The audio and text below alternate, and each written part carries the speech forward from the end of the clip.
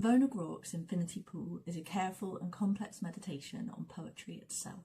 In the title poem, we encounter the infinity pool for the first time, and this boundary barely seems to exist, a blue rectangle with indiscernible edge, stitching and seams. This pool is the site of poetry making, but it is elusive. Carrying folded water isn't feasible. You know that. From here on, we are searching for the frontier between a poem and its subject. Where, in the infinity pool, does water become air? At first, this seems an impossible task. In mise en scène, the speaker laments when you dream of water and can't figure out what dreaming of water is supposed to signify. In the tell, they beg the audience, will you know what it is I write about? One thing is clear. If we are to understand the infinity pool, we must speak the language of water. There is constant reference to the ocean, to rain, to tides. This water motif permeates the collection.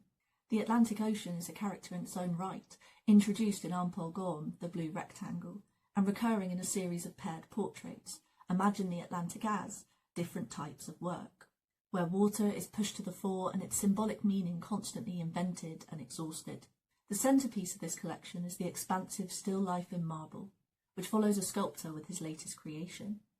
A man of means has died, and the dying must be marked in marble.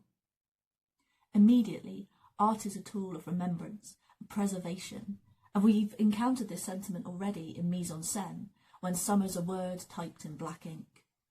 As we progress through still life, the interior world of the sculptor blends with his work. He thinks of his wife, he thinks of his son, his daughter, and before long this blurring of lines is overt. He develops a sty he imagines bigger than his head, so he carves a pimple into the statue. This sty is an emblem for those fragments of emotion and experience that we process through art. Still life ends with this. From what I see, there is no sty, nor can my finger feel it out.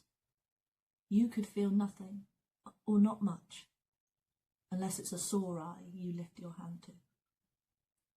Art is not about mass appeal. It's about the specifics, those things unnoticed by the general audience unless it is dust in their mouth. So, we understand the value and function of a poem, the carving of the sty. In The Future of a Poem, Grock gives us a playful vision for what we can do next. Leave it out to sweet talk the rain, wear it close. What quickly emerges, though, is the idea of loss, of the absence of a poem. See how white spaces persist? The speaker asks us to consider a poem erased. Will the rubbings recall the poem? Would you call it a loss? There is a transformative quality to absence we learn through this collection. In The Tell, we encounter a room alight with our not being there. In Imagine the Atlantic as a Journalist, one leafful of water, added or removed, makes for a different sea. With water well established as our site of poetic creation, we understand that a poem gone unwritten nonetheless holds significance. Grock shows an intimate awareness of the mechanics of poetry, but for me her most exciting poems are the ones that push the boundaries.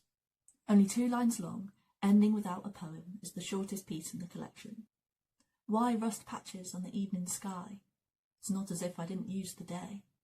By challenging the reader to invent for themselves what poem could justify this striking image, Grock confronts the relationship between poet and audience. Are we passive recipients of an artist's final product, or are we part of its making?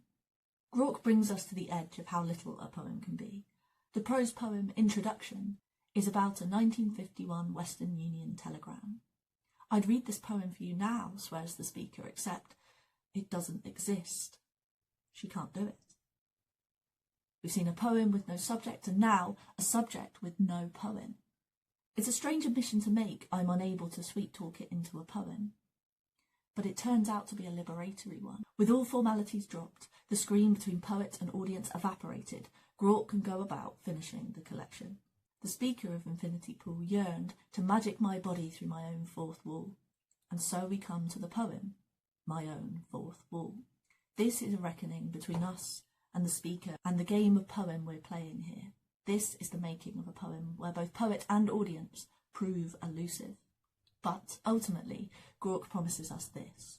If I were able to nudge the cold stone of this poem past the lip of its stone-cold certainties, I would. wouldn't I? It's beautiful, it's conclusive, it's the perfect way to end this collection. Or it would be. Except this isn't the final poem. There's one more. Reading Chinese love poems in a borrowed English house reads like a series of vignettes. Razor-sharp observations and meditations on the speaker's surroundings and emotional response to them. It's a distillation of poetry, these pure droplets of poem. It has an epigraph and will dissolve the sorrows of 100 centuries, from Vikram Seth's translation of Li Bai's Bring in the Wine. But when I read this poem for the first time, I knew I was missing some understanding of why this is the poem's final say, and not my own fourth wall. The key is in the final phrase, as if I too were riddled with time. It takes us back to the first poem in the collection, Stansted to Knock, December 21st, and its line, here I am open, riddled with light. And this parallel between time and light breaks open the entire collection. Ampol Gorm, the blue rectangle, ends with, my mind is a fossil in a gaunt sun, losing less than I thought, growing old. In Lint, they reflect on aging. Where did it go, all that future? Did it fall through my body like a stone through air? Nocturne with Ink gives us our best answer for the significance of time to the poet. It draws an equivalence between poem making and aging, words through ink, time through body, and an overt reference to the borrowed English house of our final poem. You'll be sleeping now, mind unriddled and far away from this time-lag cottage. To be riddled, it seems, is to be concerned with making poetry, riddled with light, riddled with time, illuminating, preserving all these things that a poem can do. But what is a poet? This has been our question all through Infinity Pool. Where does the world end and the art begin? What is a poem?